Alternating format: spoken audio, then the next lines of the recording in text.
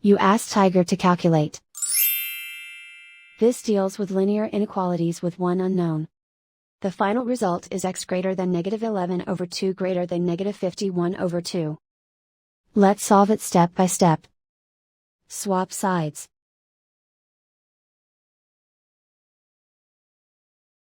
Isolate the x. Divide both sides by 4.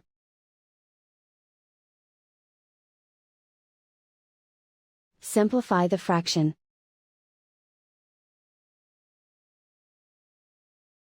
Find the greatest common factor of the numerator and denominator.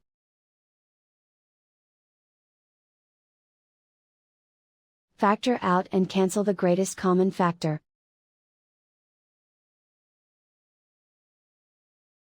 Plot the solution on a coordinate grid. And so the final result is x greater than -11/2 greater than -51/2.